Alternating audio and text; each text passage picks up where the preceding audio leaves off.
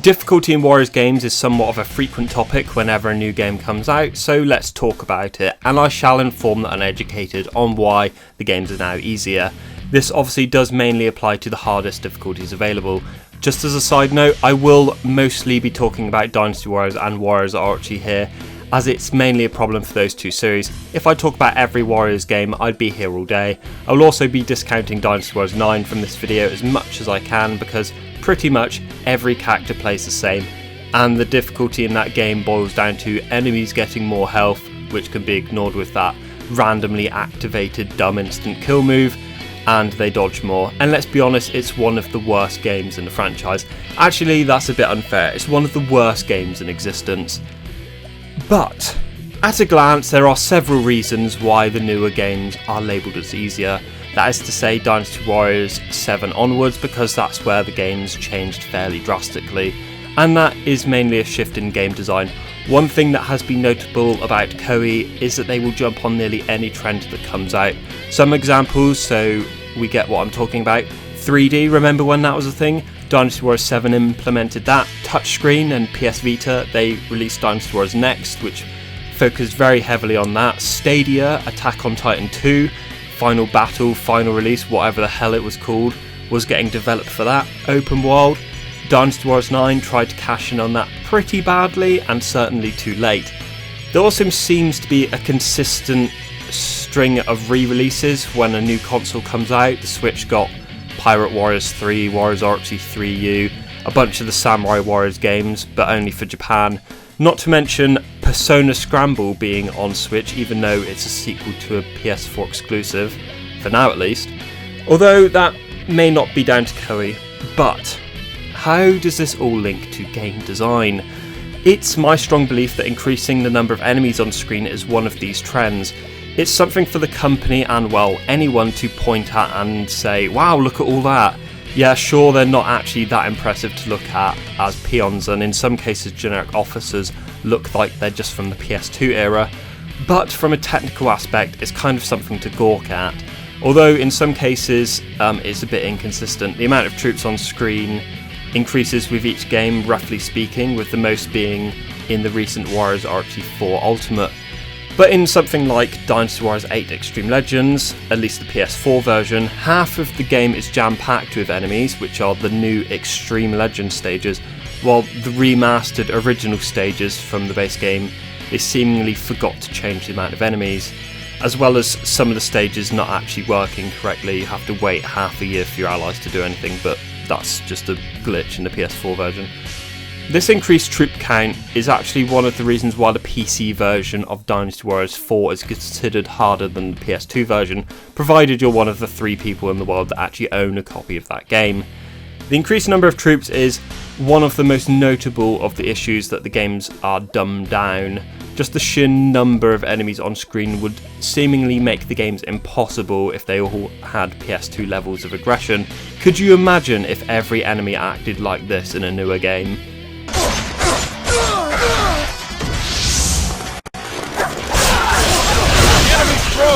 We have to fight harder!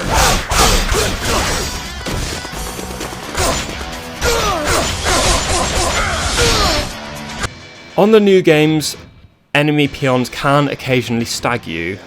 They're nothing but annoying fodder that are there to be mowed down. The real threat is and has always been enemy officers. So when the peons do their one attack per hour and stagger you, the officers can deal some real damage. That's how they're somewhat of a threat. It always makes me laugh when I see someone say hyper attacks make Samurai Warriors and Warriors Archie too easy. These attacks don't affect officers, they'll deflect the attack. Are people really struggling with peons? You know, the things that make the game fun? With this shift of enemy officers being the real threat, Koei have chosen to make them disgustingly strong. Massive health pools, so they take absolutely ages to defeat, and they deal out massive damage too. They're able to, in some cases, one-shot you, especially with Musou attacks, and in Warriors Archie 4, characters like Hades and Athena can use their magic attacks off screen and just, you know, kill you without you even knowing they've done an attack. Is that difficulty, or is that just annoying because it wastes your time without you being able to do anything about it? in a way is actually linked to game balance, which I'll have to combine with some other aspects of the games in order to explain this. But the main reason the games are unbalanced is there are simply too many characters. But it's not that it's a bad thing in terms of choice, but let's take Dynasty Warriors 8 for example. Characters like Guan Yu and Lian Shi are able to one-shot enemies, sometimes even Lu Bu on Ultimate, while other characters like Han Dang will struggle on Ultimate regardless of whatever attributes you attach to the weapon or however you choose to play the game. And that is for the most part what makes games like Dynasty Warriors 8 and Warriors Archie series so easy. The weapon attributes and how it's handled compared to the main PS2 games. With those games and to a lesser extent the Samurai Warriors games from 4 onwards, provided you can get past the ridiculous RNG of weapon attributes which they seem to change every game for no reason. Now how are those games unbalanced? Well, because of the sheer amount of characters and or weapons, I don't think Koei really have a chance to check and test all of the weapons and their damage outputs in combination with all of the weapon attributes. So without this extensive testing, there will be times where characters can be massively overpowered, which I would even say is the point of these games, are they not? They're always spoken of as 1 versus 1,000, and then the fans piss and moan that your allies quote unquote do nothing. Seems somewhat hypocritical considering Warriors Archie 3 is known by fans as one of the best in the franchise, but is nothing but 1 versus 1,000. Regardless, some games allow you to cheese the system in the game. Some examples: in Warriors Archie 3 you can make Kai invincible if you give her this build. You can spam her R1 skill over and over again, and is disgustingly strong. Also, in the original Warriors Archie, Diao Chan was able to defeat anything and anyone in one hit. Hilarious considering she's one of the weakest characters in Dynasty Warriors 4 and 5, kind of shows how weapon systems can drastically change a character. In Dynasty Warriors 8, Xiahou Yuan can use his Musou indefinitely if you spam his first X attack, and when the arrows are still raining use the Musou, it fills enough for 4 bars of Musou. Lu Meng can instantly kill anybody by using his second X attack if you have the explosive attribute attached to his weapon. Lu Lingqi can spam her first strong attack, Shadow Sprint and then Storm Rush to absolutely demolish officers in seconds. This does only work on 2/3 of the officers in each stage. And then obviously there's Lian Shi, who is able to one-shot anything with the crossbow by attaching all elements to it, although the attribute Cyclone, which deals damage to blocking enemies, does all of the heavy lifting in this scenario. And then in Samurai Warriors 4-2, anyone can be invincible by using the XP and Rage tokens, as well as Hanbei's and Kanbei's personal skills, which give you instant recharge to tokens, and Yoshimoto's personal skill, which gives you infinite Musou for 30 seconds. You can probably figure out how this works. So there are some easily abusable systems or elements in place for players to use. While the games do have some depth to the mechanics that both the players and AI can use, the AI is certainly handicapped when it comes down to it, at least in the new games.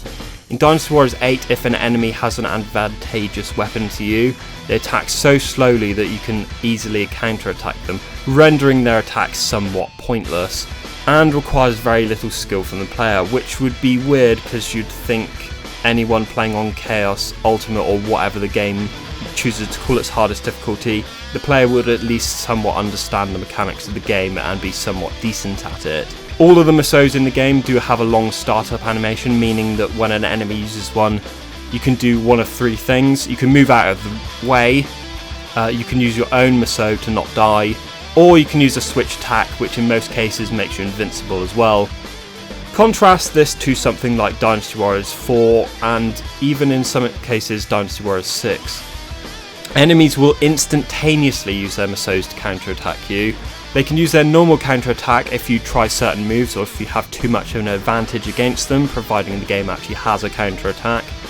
In Dynasty Warriors 4 Extreme Legends, officers will taunt you to break your guard if you block too much, which is clever if they surround you with troops. And finally, if you are knocked down with their 4th strong attack, the one that usually blows enemies away, they will sometimes buff themselves up with double attack, double defense, or any random health recovery item, so the game does in fact punish you if you let them get the upper hand on you. But more importantly, in those games, they do have reasonable damage outputs for enemies and don't have insane amounts of health. And in fact, some legend stages, which are the personal stages in 4 Extreme Legends, removes items. So the game is actually balanced for you to not use any items at all. And in some of those stages are actually for pretty weak characters like Dian Wei, Diao Chan and Da Qiao.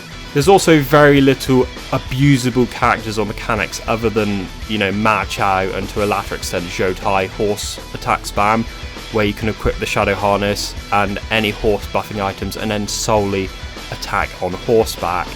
The only other one I can think of is the Sha Qiao attack spam, where you never finish an attack string and it causes massive stun lock for some reason. And even though her legend stage allows no items and you have to defeat a potential 14 playable officers, 4 of them in hyper mode, it's one of the easiest in the game because of this, what we in the business would call cheese. Basically, if Koei want to make the games harder, they should reintroduce some of these features, and every so often they do have features which have a hint of this, like the banner troops in 7 Extreme Legends, which would occasionally buff enemy forces by waving the flag around, giving them a double attack, double defense, sometimes health I believe it was, and they can also remove all of your Musou. But then they go and mess that up by letting you recover insane amounts of health with each attack. It's probably just a lazy way of countering the massive damage enemies deal. Now, will Koei ever make the games harder or put effort into making the games more challenging? I honestly doubt they will. It's not a priority, just think about it. Even surface level things like dubs don't happen anymore. The games used to be dubbed into English, German, Korean, and even Dynasty Warriors 3 has a Chinese dub. Now we barely get correctly spelled subtitles. Now this isn't totally improbable because despite most fans saying we need better AI and then not actually explaining what they mean by that, there is actually a significant difference in the AI for Dynasty Warriors 7 and Dynasty Warriors 8. There had to be because some of the stages are actually virtually impossible to complete without their cooperation because of how the story mode is structured, not to mention how they're seemingly unaffected by ultimate difficulty, defeating those generics in the Find the Beauty stage which take virtually no damage from you. Unless they actually mean the way enemy officers interact with you in terms of attacking you. But if they had such levels of aggression or were quote unquote smart, they would just demolish you without you being able to do anything. At the end of the day, difficulty is something that Koei haven't gotten right for quite some time, and yes, while people can argue, well, you don't have to make overpowered weapons, yes, that is true, but it's the most effective way of playing the game and almost impossible to play without recovery skills. Who wants to be attacking the same officer for 2 minutes because they have such a massive amount of health and then dying in one hit because apparently balance in these games is making everyone a tank and simultaneously being able to kill you in one hit like Lu Bu. The games are really basic, and because of the random nature of this franchise, each officer encounter isn't thought out to the extent of boss fights or general mobs of enemies in something by, say, Platinum Games or From Software. At the end of the day, if people enjoy playing a certain way, then have at it. I personally, and this might shock you, I prefer playing Dynasty Warriors 8 on Ultimate over the older titles and just having a blast being overpowered. It's my go-to game. The crowd that say you don't have to make overpowered weapons are the same people that seem to think you need to make it fair on the game or something, as if the games give a shit about honour. Yeah, you're not supposed to spam Sisters of Avalon in Warhammer either, but why wouldn't you? Oh yeah, I'm going to make it needlessly harder on myself because it's dishonourable, because you want to waste your time not being able to defeat enemies, for a couple of hours. Yeah, go on ahead then. Going through the social medias like Facebook and official Koei Discords and seeing what nonsense people will write about these games, such as a moderator arguing about features in Dynasty Warriors 2, a game they don't own or haven't played, makes me quite sad, really, that this fan base has very strong opinions based on absolutely nothing at all. And people on Facebook chiming in that the last good Dynasty Warriors was Dynasty Warriors 5, which came out 15 years ago. To put that into perspective, the game came out before the PS3 was a thing, and yet they've wasted money on Warriors games and still complain about them after all this time. What an absolute fucking loser. So maybe if we, all of us, try to make people more informed and possibly make them learn, then we can be better consumers, and then maybe Koei will put out some better games instead of lazy rehashed rubbish like Warriors Archie 4 and Dynasty Warriors 9. Thank you for watching, and I'll see you with an equally poorly written and produced video. Bye bye. Let's leave this to him. We head for Loyang.